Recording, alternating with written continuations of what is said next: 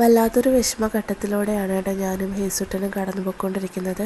വേറെ ഒന്നുമല്ല, ഹേസുട്ടൻ്റെ ഫീഡിങ് നിർത്താനായിട്ട് പോവുകയാണ്. അപ്പോൾ അതിൻ്റെ ഒരു സങ്കടത്തിലും സ്ട്രഗിളിങ്ങിലൊക്കെയാണ് 2 ദിവസമായിട്ട്. വല്ലാത്ത വിഷമമാണ്. ഈ ഒരു ഫേസ് കടന്നു കിട്ടാനായിട്ട് വല്ലാത്തൊരു ബുദ്ധിമുട്ടാണ്.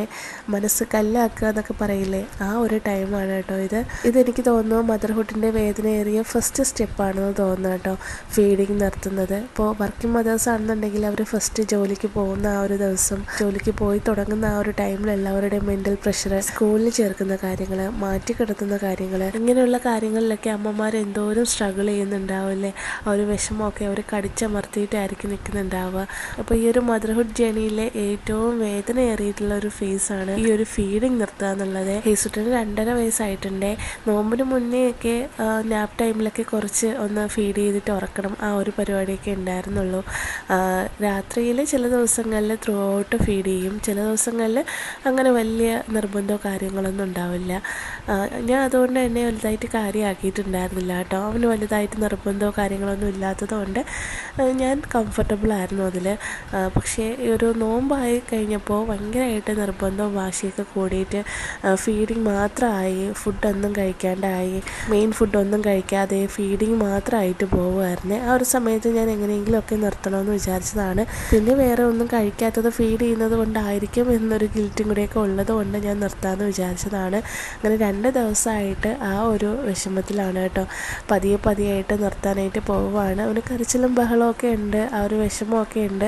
പക്ഷേ പറഞ്ഞപ്പോൾ അവന് മനസ്സിലായിട്ടുണ്ട്, ഇനി കുടിക്കാൻ പാടില്ല, വലിയ കുട്ടിയായില്ലേ, അത് കൊള്ളില്ല, പാലിനി കൊള്ളില്ല എന്നൊക്കെ പറഞ്ഞ് ഓക്കെ ആക്കാനായിട്ട് ശ്രമിക്കുന്നുണ്ട്. പക്ഷേ ഇടയ്ക്കിടയ്ക്ക് ഭയങ്കര വിഷമം വരുന്നുണ്ട്. എന്തോ മനസ്സിലാക്കുമ്പോഴാണ്, അവൻ കരഞ്ഞിരുന്നെന്നുണ്ടെങ്കിൽ ഇത്രയും എനിക്ക് സങ്കടം വരത്തില്ലായിരുന്നു.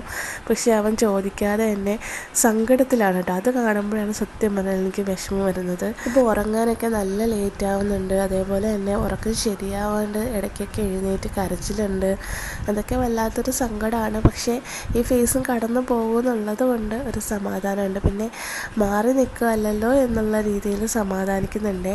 ഇപ്പോൾ രാവിലെ അത്താഴത്തിന് എഴുന്നേറ്റ സമയത്തിന് മുന്നേ തന്നെ ഹിസുട്ട് എഴുന്നേറ്റിട്ടുണ്ടായിരുന്നു.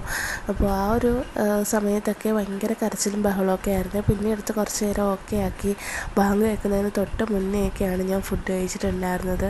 അത് കഴിഞ്ഞ് ഹിസുട്ട് നേരത്തെ തന്നെ കുറുക്ക് കൊടുത്തിട്ടുണ്ടായിരുന്നു, കാരണം വിശന്നിട്ടാവുമെന്ന് കരുതിയിട്ട്.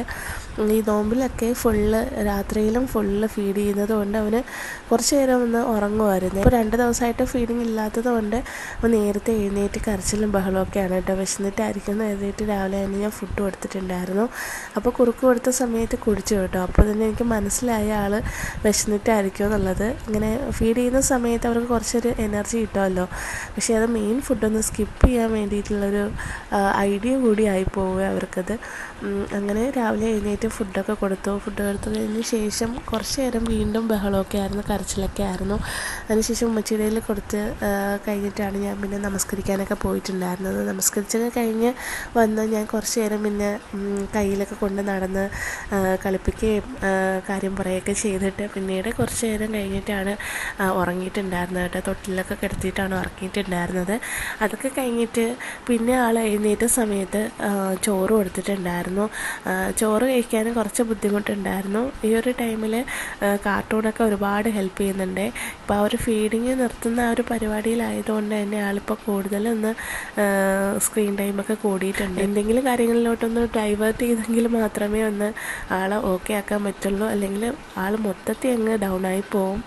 അതുകൊണ്ട് ഇഷ്ടമുള്ള കാർട്ടൂണും കാര്യങ്ങളൊക്കെ ഇപ്പോൾ ഇട്ട് കൊടുക്കുന്നുണ്ട്. ഇപ്പോൾ നോമ്പ് കഴിഞ്ഞ് കഴിഞ്ഞാൽ നമുക്ക് സെറ്റ് ആക്കാൻ ഇൻഷാ അല്ലാഹ്.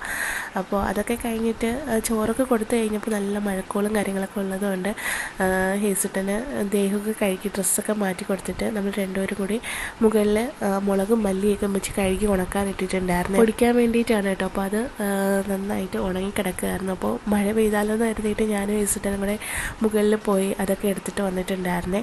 അതിനിടയിൽ തന്നെ മുകളിൽ നിന്ന സമയത്ത് ആൾ മാലയൊക്കെ കൊളുത്തൊക്കെ പൊട്ടിച്ച് കയ്യിൽ കൊണ്ട് നടക്കുകയായിരുന്നു. അതിന് എവിടെയാണെന്ന് അറിയാൻ വയ്യ കേട്ടോ. ഞാൻ അവിടെ മൊത്തം നോക്കിയിട്ടുണ്ടായിരുന്നു, പക്ഷെ കണ്ടില്ല. അപ്പോൾ ഗോൾഡിനൊക്കെ നല്ല വില ആയതുകൊണ്ട് ഒരു ചെറിയൊരു കൊളുത്താണെന്നുണ്ടെങ്കിലും പോയതാണ്. കുറച്ച് നേരമൊക്കെ നമ്മൾ മുകളിൽ നിന്ന് കളിച്ചിട്ടുണ്ടായിരുന്നു. ആളെ മുകളിൽ പോകുമ്പോൾ ഭയങ്കര സന്തോഷമാണ്. പക്ഷേ എനിക്ക് പേടിയാണ് കേട്ടോ, ഇങ്ങനെ അരികിലൊക്കെ നിൽക്കുന്ന സമയത്ത് ഒന്ന് എത്തി നോക്കും എന്നൊക്കെ ഉള്ളൊരു പേടിയുണ്ട്. അപ്പോൾ അതൊക്കെ കഴിഞ്ഞ് താഴെ വന്നു. കുറച്ച് കഴിഞ്ഞപ്പോൾ അപ്പച്ചിയും അമ്മച്ചിയും കൂടെ പെരയെടുത്ത് പോയിട്ടുണ്ടായിരുന്നു. അപ്പോൾ അവർ വന്നിട്ടുണ്ടായിരുന്നു. ഫുഡൊക്കെ കഴിച്ചിട്ട് ദേഹമൊക്കെ കഴുകി കുറച്ച് നേരം മുകളിലൊക്കെ നിന്ന് കളിച്ച സമയത്ത് വിശന്നിട്ടുണ്ടാവുമെന്ന് കരുതിയിട്ട് പപ്പായ കട്ട് ചെയ്ത് കൊടുക്കാമെന്ന് വിചാരിച്ചിട്ട് അങ്ങനെ പപ്പായ എടുത്തിട്ട് കട്ട് ചെയ്യാൻ വന്ന സമയത്ത് വാപ്പച്ചി അമ്മച്ചി വന്നിട്ടുണ്ടായിരുന്നേ.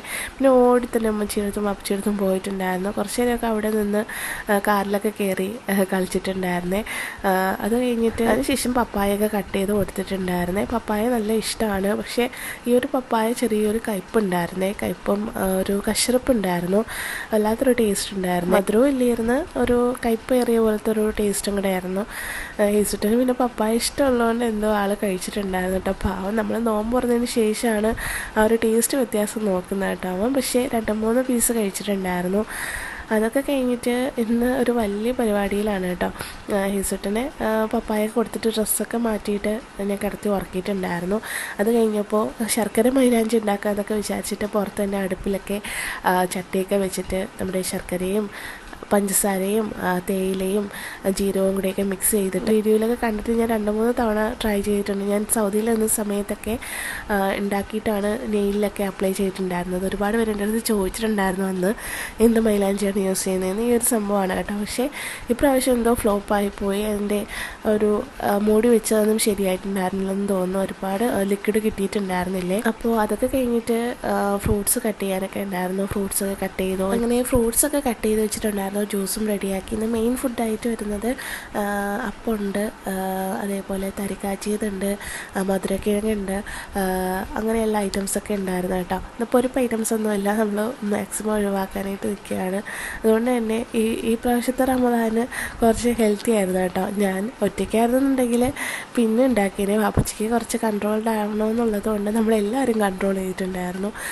അപ്പോൾ അതിനുശേഷം നമ്മൾ നോമ്പൊക്കെ തുറന്നു. നോമ്പ് തുറന്നതിന് ശേഷം ഹേസുട്ടന് തരികാച്ചിയത് കൊടുത്തിട്ടുണ്ടായിരുന്നേ. നമസ്കരിച്ചൊക്കെ ഇറങ്ങിയിട്ട് തരികാച്ചിയത് കൊടുത്തിട്ടുണ്ടായിരുന്നു. അതിനുശേഷം നമ്മുടെ മൈലാഞ്ചിയൊക്കെ മിക്സ് ചെയ്തെടുത്തിട്ടുണ്ടായിരുന്നു. ഇത് വളരെ കുറച്ചാണ് കേട്ടോ കിട്ടിയിട്ടുള്ളത് ആ ഒരു മൈലാഞ്ചി. അപ്പോൾ ഇതിൽ മൈദമാവാണ് കേട്ടോ മിക്സ് ചെയ്തെടുക്കുന്നത്. ഞാനിപ്പോൾ മൈദമാവ് ഇല്ലാത്തത് കൊണ്ട് കുറച്ച് കടലപ്പൊടിയിലായിരുന്നു മിക്സ് ചെയ്തെടുത്തിട്ടുണ്ടായിരുന്നത്.